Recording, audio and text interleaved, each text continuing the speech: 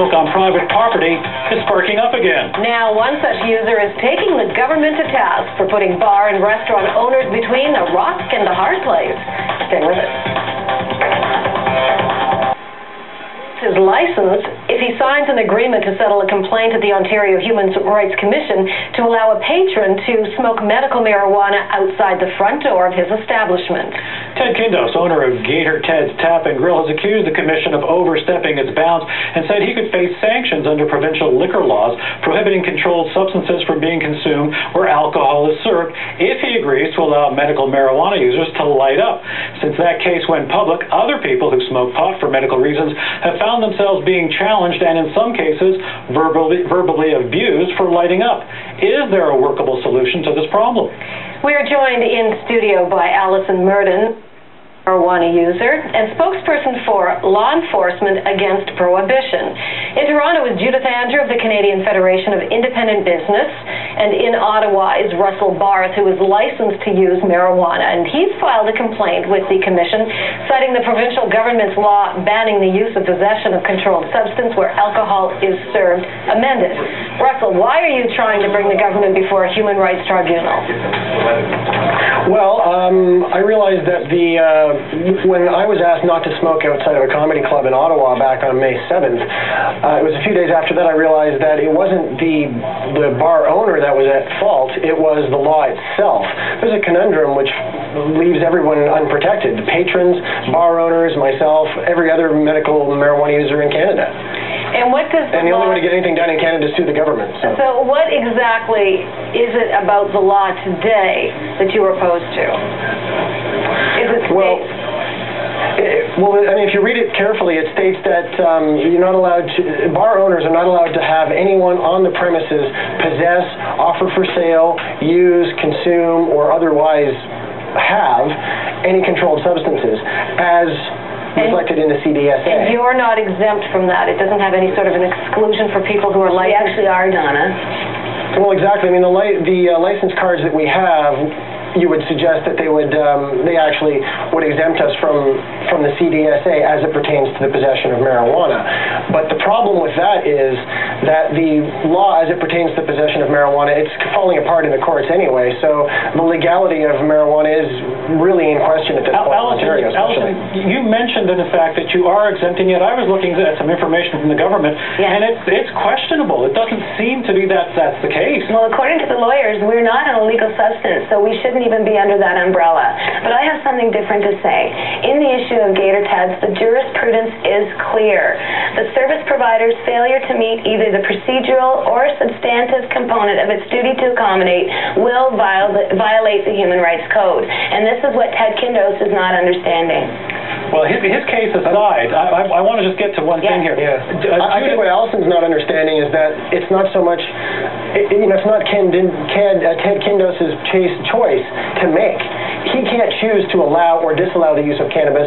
The law, the Ontario Liquor License Act, states it clearly. So Ted Kindos really doesn't have any choice. And that's where we need to bring Judith in. Many of your members are restaurant and bar owners. Are they concerned that the way the Liquor License Act is written, that they could end up losing their license if they allow someone to smoke marijuana on their property?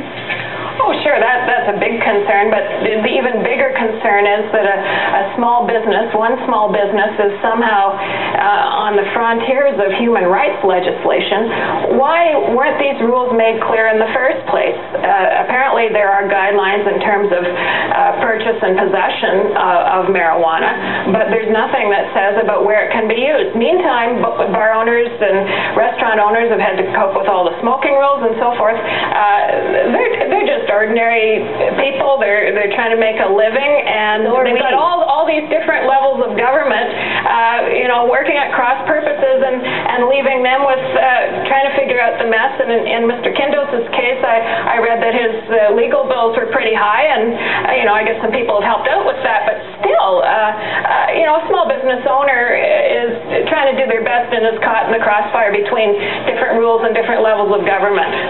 But while everybody has the right to their opinion, Judith, such customer preferences and inclinations cannot form part of a justification for refusing to accommodate a patron's disability and their needs. Oh, but wait a second, Alison. I have this one from a spokesman at Health Canada who says individuals who are authorized to possess marijuana for medical purposes are required to abide by all other applicable federal, provincial, and municipal legislation. Yes, and there are no laws, Lawrence, for us, so we go by the tobacco laws, which is, as far as we're concerned, the least they can do for us in this country is allow us to abide by those tobacco laws. But we do have disabilities that need to be accommodated, Lawrence, and people in this country have to understand that. I don't think anyone's arguing with that. I mean, come on. You know, the fellow's trying to run a family restaurant. Judith, I'm trying to feel better. And I'm trying to eat in that family restaurant, so I too have rights.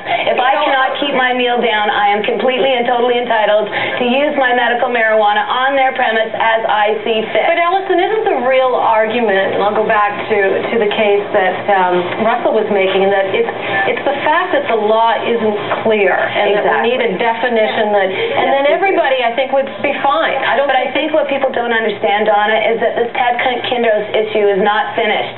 Ted refused to sign and wanted to put a gag order on it to say that he lost, actually, and now we're going back to court because of it. Okay, so, well, Ted isn't here, so let's not center in on his case. I would just say that everybody... Go ahead, Russell. Sorry, if Ted Kindos signs, but if Ted Kindos signs tomorrow, he hands, Gibson some money, or Gibson gets rewarded money, terrific. What about the next day? What about the next person who comes in smoking a joint out front? I agree. It isn't fair to Steve Gibson. It isn't fair to Ted Kindos, and it isn't fair to anybody else in the country, because patrons aren't protected by this either. I think the solution to this problem would be to repeal the marijuana prohibitions, which is falling apart anyway, and start issuing smoking licenses for different establishments. Some places have booze and tobacco, some places just tobacco, some places just booze, some places cannabis. Would that be acceptable, Judith? Well, I'm not going to pronounce on precisely that recommendation, but generally speaking, what government needs to do is clarify the rules, and then they need to educate people. We had another restaurateur member who was also caught in a similar kind of thing a few years ago before there was any education about breastfeeding anywhere, anytime. And this poor fellow was a widowed father of 4 who raised his kids, one from infancy, and he ended up having, again, on the frontier of human rights legislation, having to deal with that. And that really isn't fair. Government authorities should clarify the rules and educate people and not make somebody like Mr. Kindos responsible for wading through a myriad of legal interpretations. Okay, we have to stop. Unfortunately, I have to stop you there. Judith Andrews with the Canadian Federation of Independent Business. Russell Barth is a medical marijuana user, and Alison Myrden.